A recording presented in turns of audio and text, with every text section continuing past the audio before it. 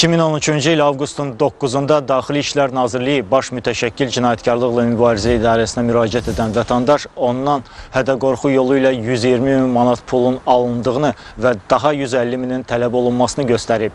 Daxil olan məlumat araşdırılandan sonra sözü gedən idarə və Cəlilabad rayon polis şöbəsi əməkdaşları tərəfindən sahibkarı qanunsuz azadlıqdan məhrum etməklə quldurluq yolu ilə ondan külli miqdarda pulu ələ keçirən güləş üzrə dünya çempionu Saday İsmailov, dostu Vaqif İbadov, həmçinin Bakı şəhər sakinləri Anar Məmmədov və Atəş Osmanov saxlanılıblar.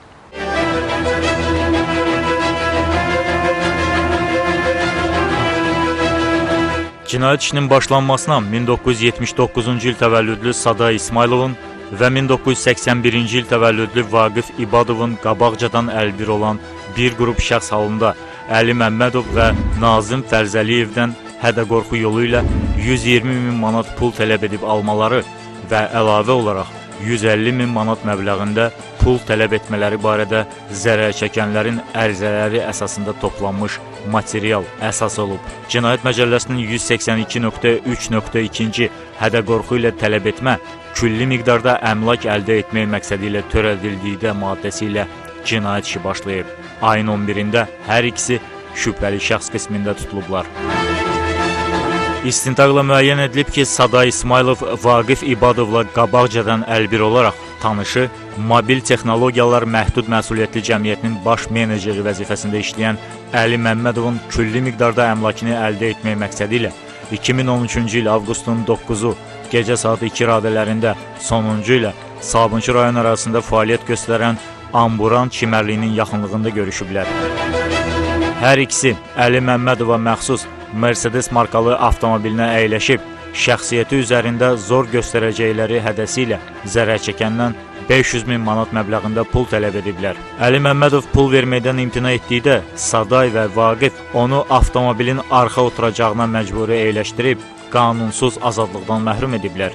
İbadov odlu silah olan tapanca və silah qismində istifadə edilən bıçaqla hədələyərək onun əllərini yapışqan lentlə bağlayıb və İsmailovla birgə bir daha pul verməsini tələb ediblər. Məmmədov tanışı İmran Baxşıyeva zəng edərək ondan Saday İsmailov və Vaqif İbadov təyin etdikləri yerə, yəni Xətai rayonu Zığ qəsəbəsindən keçən yolun kənarına pul gətirməyi xahiş edib. Bundan sonra Saday Əli Məmmədova məxsus avtomobili idarə edərək saat 3 radələrində həmin yerə gəliblər. İmran Baxşıyev gətirdiyi 120 min manat pulu Saday İsmailova verib. Oradan Nəsimi rayonu Həsən Əliyev küçəsindəki 19 saylı binanın qarşısına gəliblər. Vaqif İbadovu düşürdükdən sonra İsmailov zərər çəkəni yaşadığı Buzovna qəsəbəsinə getirib və orada hədə-qorxu ilə ondan daha 150 min manat pul tələb edib. Məmmədov gün orta saatlarında pulu verəcəyini vəd etdikdən sonra onu azad edib. Əli Məmmədov və dostu Nazim Fərzəliyev təqsirləndirilən şəxslərin qanunsuz hərəkətləri barədə Daxili İşlər Nazirliyi Baş Mütəşəkkil Cinayətkarlıqla Mübarizə İdarəsinə şikayət ediblər. Avqustun 9-u gün orta saat 15 radələrində İmran Baxşıyev nömrə və seriyaları protokolda əvvəlcədən qeyd edilmiş 150 min manat pulu Yasamal rayonunun ərazisində olan Kempinski otelinin yaxınlığında Saday İsmailovun tapşırığına əsasən onun evində fəhlə işləyən Təbriz Əskərov və Elmir Əmrahova verərkən sonuncular saxlanılıblar. Verilmiş əməliyyat tapşırığına əsasən avqustun 11-i gecə saat 1 radələrində Cəlilabad rayon polis şöbəsinin əməkdaşları tərəfindən keçirilmiş tədbir nəticəsində İsmailov və İbadov Bakı şəhər sakinləri Anar Məmmədov və Atəş Osmanovla birlikdə Mercedes markalı avtomobillə hərəkətdə olarkən Cəlilabad şəhərinin ərazisində saxlanılıblar. Baxış zamanı Əli Məmmədovdan əldə edilmiş puldan 4200 manat Saday İsmailovdan, 378 manat Vaqif İbadovdan, həmçinin avtomobilin yük hissəsində olan çemadanın içərisindən 10 min manat aşkar edilib. Bundan əlavə, İbadovun şalvarının sol cibindən istintaqa məlum olmayan mənbədən satış məqsədi ilə qanunsuz əldə edib saxladığı 53 qram tiryək götürülüb. İş üzrə təqsirləndirilən şəxs qismində dindirilmiş Saday İsmailov ifadəsində göstərib ki, o birgə sahibkarlıq fəaliyyəti ilə məşğul olmaq məqsədi ilə 2008-ci ildə Əli Məmmədova $300 min pul verib. bir müddət həmin işdən qazanc əldə edib. 2013-cü il avqustun 9-da o Məmmədovla əlaqə saxlayaraq görüşmək istədiyini bildirib. Gecə saat 2 radələrində Bilgəh qəsəbəsində yerləşən Amburan dəniz çimərliyinin yaxınlığında görüşərkən Sadayın yanında dostu Vaqif İbadov da olub.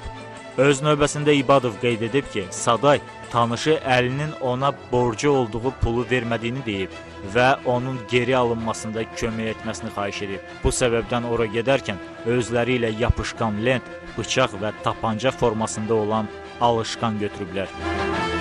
Saday İsmayılovun sözlərinə görə görüş zamanı o Vaqiflə Əliyə məxsus avtomobilə əyləşiblər. İbadov yapışqan lentlə Məmmədovun əllərini bağlayaraq bıçaqla, Saday isə tapanca ilə hədələyərək ondan pul tələb ediblər. Biz gəlildik, burada görüşləri ilə zəhləşdik. Zərərsəşən şəxslə, dostumla. Görüşdük, onunla bilirdilər ki, mənim Nazimlə bağlı aramızda bəyin konfliktlər var. Onunla bağlı ondan görüş istədim ki, Nazim bizlə görüşdük, biz söhbətimizi həll edirik. Burada görüşdük, onunla söhbətləşdik. Zərərsəşən şəxs Əli Məmmədovla görüşdüyünüz yeri konkret göstərə bilərsiniz? İndi bax bura, düz bura. Görüşdükdən sonra nə etdiniz? Görüşdük, öpüşdük və yanımda olan şəxslə onu tanış elədim ki, bu da mənim dostumdur, dost kimi, necə ki, onunla dostumdur. Və biz oturduq, Nazimin həmin o mənimlə konflikti olan bağına tərəf yola düşdük və maşında başladıq söhbət eləməyəm, ona dedim ki, Nazimin sən zəhmət olmasın, zəhmət çağırdılar. Mən Nazimlə bağlı mənim söhbətlərim var. Elə sizin yanınızda eləyim, məsələn, barışaq çıxsın gəlsin. Kiminlə bir yerdə gəlmişsiniz? İsmailov Sadayın üçüncü. Görüşünüzə gəlməyin məqsədi nə idi? Saday mənə dedi ki, belə dostum var, filan kəs. Belə aramızda pul söhbəti var da, borcu var mənə. Gedək, mən də... Kim idi o şəxs? Belə mən o şəxsi heç tanımıram. Adı, soyadı, atasının adı barəsində nə deyə bilərsiniz? Siz Saday İsmayılovla birlikdə görüşdüyünüz yeri konkret göstərə bilərsinizmi?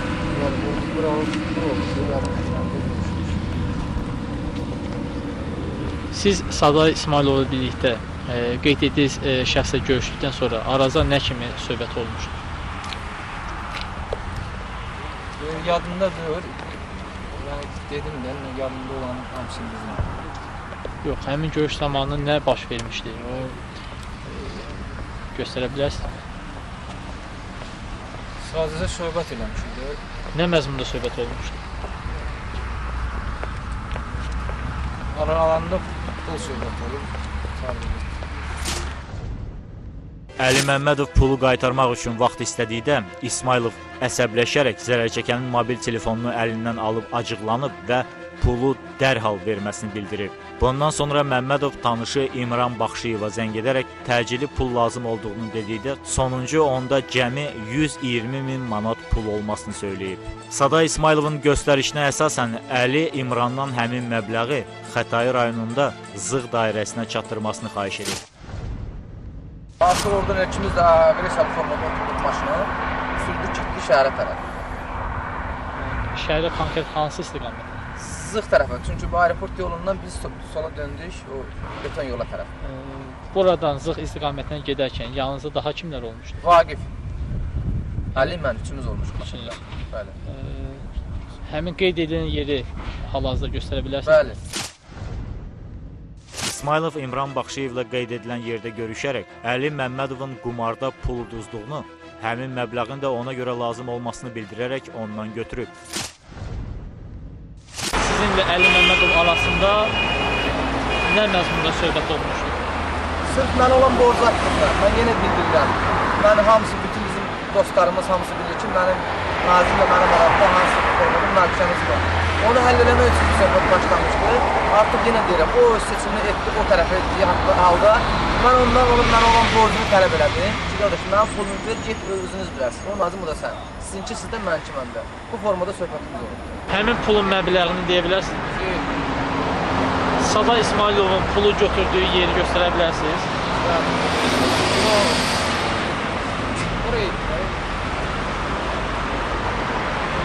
Saday İsmayılov pulu götürdükdən sonra Siz nə etdiniz? Sizin hərəkətləriniz nədən ibarət oldu?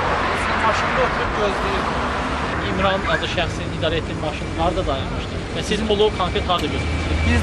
Bizim maşının arkasındakı maşın onun maşınıydı. Mən ona yaxınlaşdım. Hayır, danışmadı, eləmədi, salam əleyküm elədi. O mənə pilotu verdi, mən pilotu götürdüm, gəldim, oturdum maşına. Pulu götürdükdən sonra sizin hərəkətləriniz nədən ibarət oldu? Bilirsin, getmiş şəhərə tərəf, 50 məni düşürdükdür. 5-10 dəqiqə söhbətləşmişik yenə də aramızda olan məsələləri, sağollaşmışıq, çıxdıq. Şəhərə dedikdə konkret olaraq şəhərin hansı istiqamətini nəzərdə tutursunuz? Mən hansı rayon olduğunu bilirəm, amma məsələn Medinüstün yanında olur. Sada İsmailov pulu götürdükdən sonra siz hara getdiniz? Medinüstün var, onun yanında. Həmin yeri istinaqa göstərə bilərsinizmi?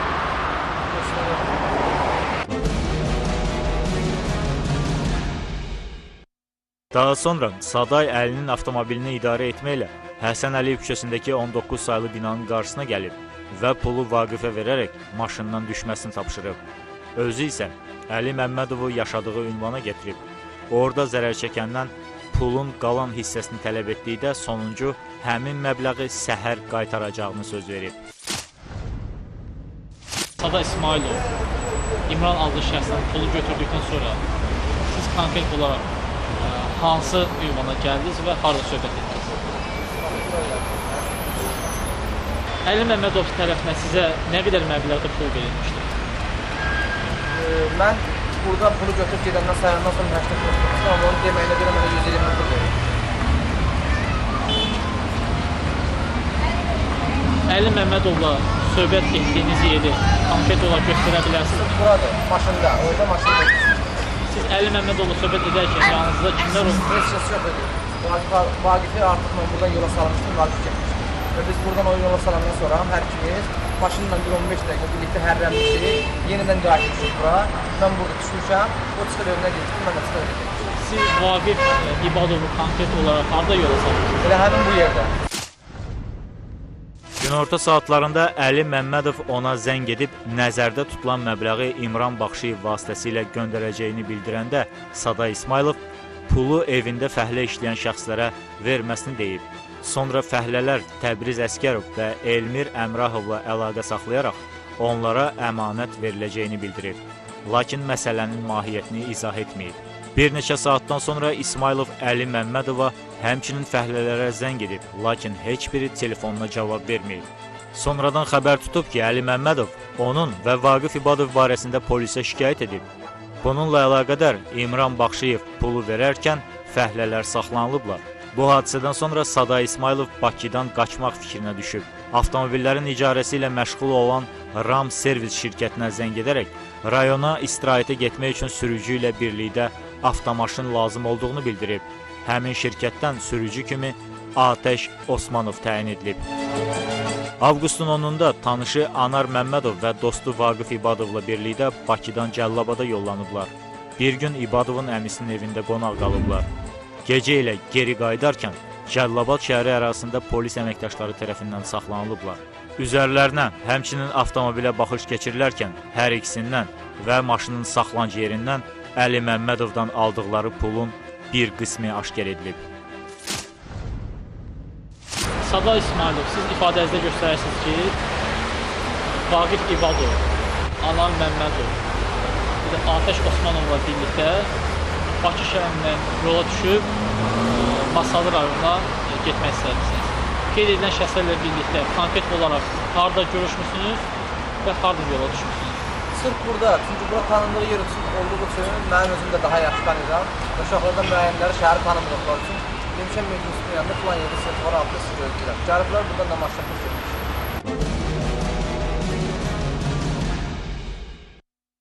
Zərər çəkmiş şəxs qismində dindirilmiş Əli Məmmədov bildirib ki, avqustun 3-də Sada İsmailov ondan borc pul istəyib. O da öz növbəsində pulu olmadığını bildirib. Üstündən 6 gün keçəndən sonra gözlənilmədən İsmailov onunla əlaqə saxlayaraq Amburan çimərliyinin yanında görüşmək istədiyini deyib. Həmin tarixdə orada görüşərkən Saday Vaqif İbadovla birgə avtomobilinə əyləşərək ondan hədə-qorxu yolu ilə pul tələb ediblər. 2014-cü il fevralın 26-sında Atəş Osmanov və Anar Məmmədov barəsində Cinayət Məcəlləsinin 307.1-ci ağır cinayətin hazırlanmasını və ya törədilməsini bilərək həmin cinayət barəsində xəbər verməmə maddəsi ilə cinayət işi digər icraata ayrılıb. Həmin il aprelin 30-da cinayət işi üzrə Saday İsmailova və Vaqif İbadova əvvəl elan edilmiş ittihama əlavə və dəyişikliklər edilməklə onlara Cinayət Məcəlləsinin 145.2.4, 2.5 və 2.6-cı bir qrup şəxs tərəfindən zərər çəkmiş şəxsin həyatı və sağlamlığı üçün zor tətbiq edib silahdan yaxud silah qismində istifadə edilən əşyalardan istifadə etməklə qanunsuz azadlıqdan məhrum etmə, 181.3.2-ci quldurluq külli miqdarda əmlak əldə etmək məqsədi ilə törədildikdə, 182.3.2-ci külli miqdarda əmlak əldə etmək məqsədi ilə hədə-qorxu ilə tələb etmə və 234.4.3-cü külli miqdarda narkotik vasitələri əldə etmə, saxlama və ya satma maddələri ilə yekun ittiham elan edilib. Araşdırma vaxtı məlum olub ki, Vaqif İbadov Rusiya Federasiyasının Tümen şəhərində törətdiyi quldurluq cinayətinə görə 2005-ci ildə ağır cinayətlərə dair işlər üzrə Azərbaycan Respublikası Məhkəməsinin hökmü ilə 10 il müddətinə azadlıqdan məhrum olunub və 2012-ci il iyulun 18-də cəzasının çəkilməmiş 1 il 7 ay cəza müddətindən şərti olaraq vaxtından əvvəl azad edilib. Məhkəmə prosesində Saday İsmailov və Vaqif İbadov ittiham üzrə özlərini təqsirli bilməyiblər. İsmailov zərər çəkmiş şəxslə 10 ildən artıq dostluq münasibətində olduğunu və ona qarşı hər hansı cinayət törətmədiyini bildirib. Qeyd edək ki, Saday İsmailov güləş üzrə 3 qat dünya çempionu adına layiq görülüb.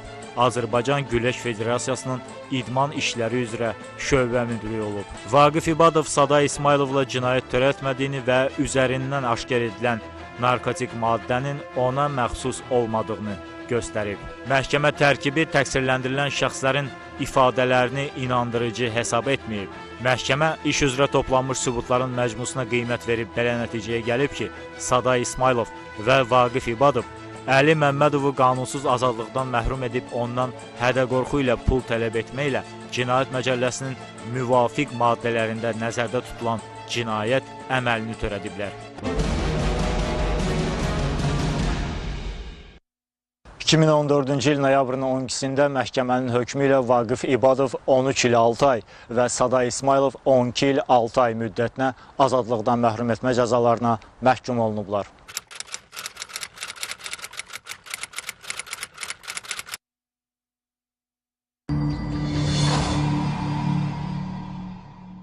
...2013-cü il avqustun 18-i gecə saat 3 radələrində Səbaha rayon ərazisində fəaliyyət göstərən Troya klubunda baş verən kütləvi dava zamanı mühafizəçi Zaur Abdullayev şəhər sakini Səbuhi Şərəfova qarın nahiyəsindən bıçaqla xəsarət yetirib. Nəticədə sonuncu xəstəxanada kəskin qan itirmədən dünyasını dəyişib.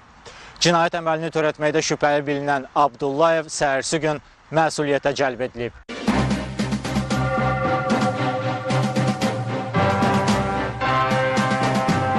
2013-cü il avqustun 18-i gecə saat 3 radələrində xəstəxanaya Səbaha rayon ərazisində fəaliyyət göstərən Troya klubundan bıçaq yarası ilə şəhər sakini Səbuhi Şərəfov daxil olub. Cərrahi əməliyyat aparılmasına baxmayaraq, o səhərsi gün orada vəfat edib.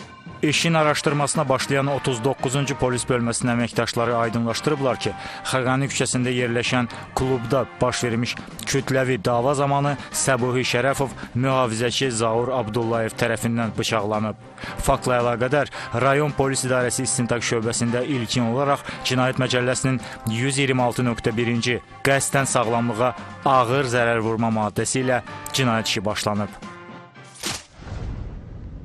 Faktla bağlı Azərbaycan Respublikası Cinayət Məcəlləsinin 126.1-ci maddəsi ilə cinayət işi başlanılaraq istintaqı aparılır. Vətəndaş Şərəfov Səbuhi Eldar oğlunun 18 avqust 2013-cü il tarixdə xəstəxanada ölməsi ilə əlaqədar həmin cinayət işi Azərbaycan Respublikası Cinayət Məcəlləsinin 126.3-cü maddəsinə tövsif olunaraq Səbaha rayon prokurorluğuna göndəriləcəkdir. Ayın 19-da Zaur Abdullayev şübhəli şəxs qismində tutulub və barəsində rayon məhkəməsinin qərarı ilə həbs qəti imkan tədbiri seçilib. Məhkəmə tibbi ekspertizasının rəyinə görə Səbuhi Şərəfovun ölümünə aldığı xəsarət nəticəsində qaraciyərin cırılması, xaricə və daxilə kütləvi qan itirmə səbəb olub. İbtidai istintaqla müəyyən edilib ki, işlədiyi Troya klubunda 2014-cü ilin yanvar ayında Zaur Abdullayevla şəhər sakini Rəşad Qubuşov arasında baş verən dava vaxtı o bıçaqla sonuncuya sağlamlığa yüngül zərər vurmaya aid xəsarət yetirib. Avqustun 18-də Rəşad Qubuşov təqsirləndirilən şəxsin klubda olmasını tanışı Səbuhi Şərəfovdan telefon vasitəsilə öyrəndikdən sonra ondan qisas almaq məqsədi ilə qohumu Turanla birlikdə ora gəlib. İnsanların istirahət etdiyi zala daxil olduqdan dərhal sonra Turan Qubuşov zalın girişində dayanmış Zaur Abdullayevin üzərinə hücum edərək sol əli ilə göz nahiyəsindən vurub onu yerə yıxıb. Ardınca Rəşad Qubuşov da mühafizəçiyə yumruqla, habelə özü ilə gətirdiyi bıçaqla ona sağ əlindən xəsarət yetirib. Turan yerdən götürdüyü içki şüşəsinin sınıq hissəsini tətbiq etməklə Zauru vurmağa cəhd göstərib. Bununla da Rəşad və Turan Qubuşovlar bir qrup şəxs halında qərəzli hərəkətlər edərək xuliqanlıq cinayətini törədiblər. Zaur Abdullayeva qarşı güc tətbiq etdikləri müddətdə mübahisəyə Səbuhi Şərəfov da qoşulub.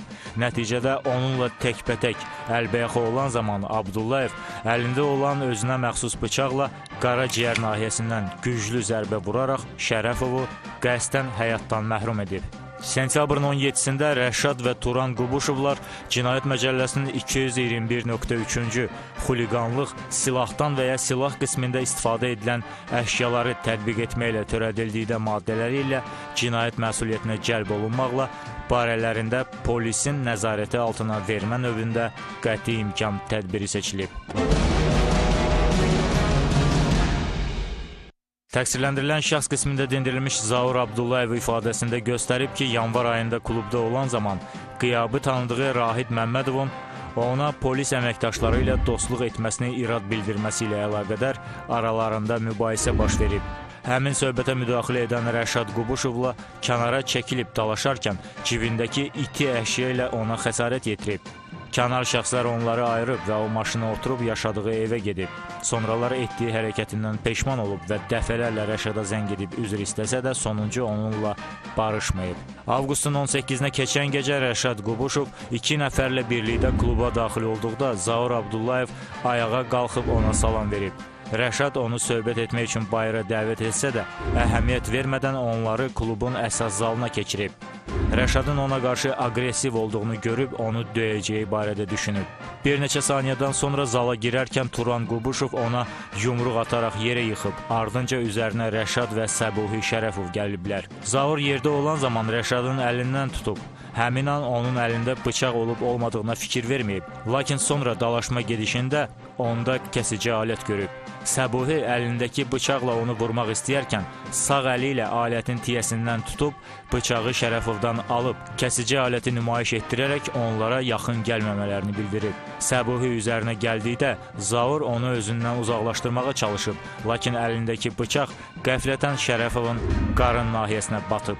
Bundan sonra o monitor otağına keçərək orada gizlənib. Əynindəki ağ rəngli qısa qol köynəyi cırıldığına görə çıxarıb onu zibil qabına atıb. İfadəsinə əlavə olaraq Zaur Abdullayev qeyd edib ki, Səbuhi Şərəfovu öldürmək məqsədi olmayıb.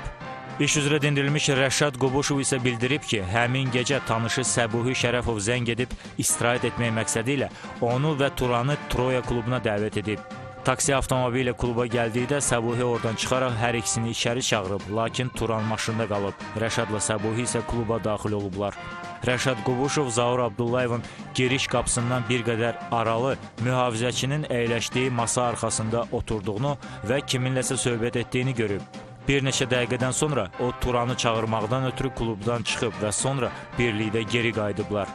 Turan klubun zalına daxil olan zaman Zaur onu görən kimi əlini kəmərinin arxasına ataraq bıçaq çıxardıb. Həmin vaxt kimsə arxadan itələdiyinə görə o müvazinətini saxlaya bilməyərək yerə yıxılıb. Sonuncu yerə yıxılarkən Rəşad bağlı vəziyyətdə olan qara dəstəkli bıçağın yerə düşdüyünü görüb və onu götürüb. Səbuhinin Zaurla dalaşmasını dəqiq görə bilməyib. Yadındadır ki, Şərəfov mühafizəçinin üzərinə getdikdən bir neçə saniyə sonra qaçaraq çölə çıxıb. Ondan 3-4 metr kənarda dayanan Zaur masaların üzərindən götürdüyü şüşələri onlara tərəf atanda Turan sınmış şüşələrdən birini götürərək Abdullayeva doğru gedib. Lakin mühafizəçi divanın yanındakı otağa girib və onu arxadan bağlayıb. Rəşadla Turan çölə çıxarkən Səbuhini pilləkənlərdə əlini qarnına tutmuş vəziyyətdə görüblər.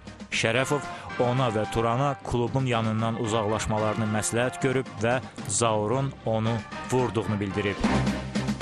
2014-cü il iyulun 22-sində Zaur Abdullayevin əməli Cinayət Məcəlləsinin 120.2.2-ci xuliqanlıq niyyəti ilə qəsdən adam öldürmə, 127.1-ci qəsdən sağlamlığa az ağır zərər vurma və 228.4-cü qanunsuz olaraq soyuq silahı əldə etmə, satma və ya gəzdirmə maddələrinə tövsif edilib. Məhkəmə prosesində Zaur Abdullayev və Turan Qubuşov ittiham üzrə özlərini təqsirli bilməyiblər. Özünü qismən təqsirli Rəşad Qubuşov hesab edib. Zərər çəkən Eldar Şərəfov bildirib ki, oğlu Səbuhinin hadisə baş verən kluba kiminlə getməsi və davada kimlərin iştirak etmələri barədə heç bir məlumatı olmayıb. Hadisədən sonra polis bölməsində bilib ki, oğlunu Zaur Abdullayev bıçaqlayaraq öldürüb. Məhkəmə hesab edib ki, təqsirləndirilən Zaur Abdullayev, Rəşad və Turan Qubuşovun törətmiş olduqları cinayət əməlləri hadisə yerində quraşdırılmış təhlükəsizlik kameralarının video yaddaşı, özlərinin şahid, zərər çəkmiş şəxslərin ifadələri, ekspertiza reyləri və iş üzrə toplanmış digər istintaq sənədləri ilə tam sübuta yetirilib. Zaur Abdullayevin hadisədən əvvəl üzərində bıçaq gəzdirməməsi, kəsici aləti Səbuhi Şərəfovun əlindən alması kimi öz müdafiəsi üçün gətirdiyi dəlillər, kameraların video görüntüləri və şahid ifadələri ilə tam təqzib olunub. 2014-cü il noyabrın 7-sində məhkəmənin hökmünə əsasən qəsdən adam öldürməkdə təqsirləndirilən Zaur Abdullayev 13 il müddətinə azadlıqdan məhrum olunub. Xuliqanlıq əməlləri törədən Rəşad və Turan Qubuşovlar isə məhkəmə zalında həbs olunmaqla hər biri 3 il müddətinə cəzalandırılıblar.